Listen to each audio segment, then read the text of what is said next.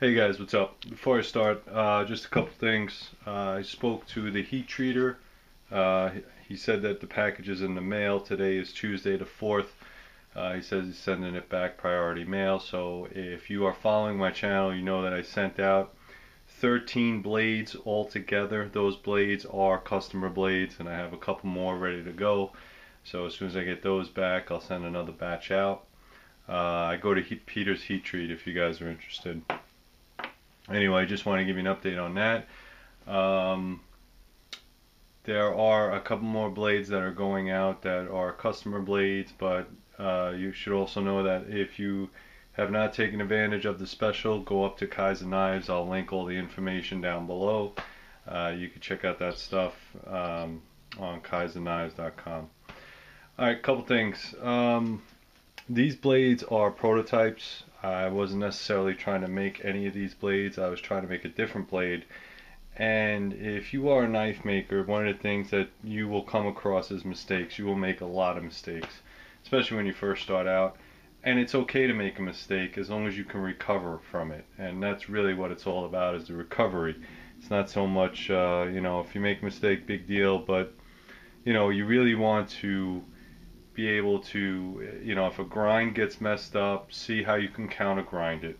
Don't grind it into a toothpick, but use your common sense. You might have to go from a different point. So if you started off with a Tanto, but it's not working out, you might have to go to a clip point or something else, or it just really depends on how badly you messed up. So a couple of these things I wanted to show you. This was sort of like this. I don't know if that's a good enough picture right there, but and then this was the back end right here. It's sort of like that. Basically what I was trying to make was a sai on the edge of a knife. It's really prevalent in the martial arts where there's one long stick going straight and then there's two on the side, and the two on the side are supposed to be defensive weapons, where the one in the middle is supposed to be offensive. So the idea behind this knife was that, if a blade came in here and got captured, you can sort of block it. But it didn't really work out. I mean, it looks okay here, but when you saw the blade together, it looked really bad. So I cut that off, and then the back end was way too long, so I cut that off. And I didn't want to destroy the knife. I mean, it actually came into a really nice Tanto blade. It is 5/32 thick. This is a 1095 high carbon steel. It has to go to heat treat. And basically what I did is I just made it a nice, thin, clean, long Tanto. It does have a drop point. I don't know if you could see that right there. It's not sharp yet, but it will be. It has more than enough handle space. Once I put the handles on, it's got the 3 handle holes right there. A little jimping up top. And like I said, it's not necessary on every knife, but this kind of called for it because there was this big gap right here once I cut that piece off. So to make it look right, I wanted to add a little jimping there. So, now it looks like it was part of the knife. Alright, this handle was kind of all messed up, so I just made it comfortable enough to where you can put your hands on there and you can maneuver the blade. It's not a very thick blade, and also what I was doing there was, because it was a thin blade and I was in a rush trying to get it done, what wound up happening was I was warping the blade. And as anybody knows, if you're going to be a knife maker and you put too much heat on a very thin piece of metal, or any metal for that matter, it'll start to warp. And I kind of got frustrated with it, and I just threw it on the side and didn't work on it. And that's probably the best thing, is when you are messing up a blade, just walk away from it. Just put it down, don't cut anymore, come back another day and get some rest. That's probably the best advice I can give you, and come back the next day. And as you can see now, it's nice and straight. Okay, nice and straight. Straightened it out, cleaned it up. Alright, put a nice polish on it. And when it comes back from heat treat, I'm going to put some nice handles on it, and this will be for sale. It's not going to be like a production knife or anything like that, but it's a good lengthy blade. Let me get my ruler for you. I'll show you how long this sucker is. I mean, if you're looking for a skinny Tanto, you're looking at a 7-inch blade overall. I'm sorry, 7-inch blade and 11.5-inch overall. So that's pretty lengthy considering, and it's about 1.5 inches wide.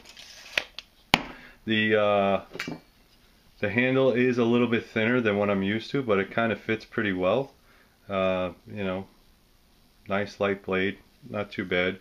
But you know, this is all about learning from your mistakes. You know, if something gets messed up, don't get frustrated with it. Just, you know, go back there, sand it out, you know, maybe take a break, go get lunch, and then come back and fix it. And that's exactly what I did here. So that's the Tanto. The next blade, again, was something that I intended to be a fighting knife. And it came out okay. It was a little bit different. I had to change the blade tip around this way. This is 5160 high carbon steel, and you can see how thick that is. Alright, this is a 1/4 inch thick. This is the big daddy. And what was happening with this was I couldn't get the handle right. The handle was a little bit thicker than I liked, and the holes weren't exactly centered, but it's going to be covered up by a handle anyway. And again, what I was doing was I was trying to rush through the process, and I burnt the tip end, and I had to cut it off, and it just turned into a whole freaking nightmare. But as you can see now, nice and straight, okay, straight edge all the way through. Okay, this is supposed to be a fighting knife. The handle did come out a little thinner than I had liked, again, but you can bulk that out with some scales, make it a little thicker. I had a friend of mine whose hands are a little bit smaller than mine, and he said it was perfect. But the idea behind this was to have enough space, depth space, to where your hands would be a little bit more protected, and you have this ridge and this ridge that would protect your knuckles a little bit. Also, on this back piece, it's for a back jab, so it was, you know, able to stab forward, slice. That's why I got this nice big belly right here. It was slice, stab, and then you can back jab on it.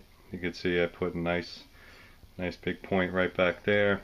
From here to here will be a handle.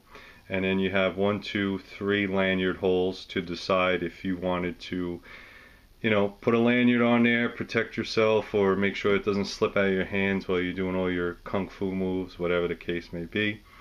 But again, high convex grind, okay, all the way from one side to the other.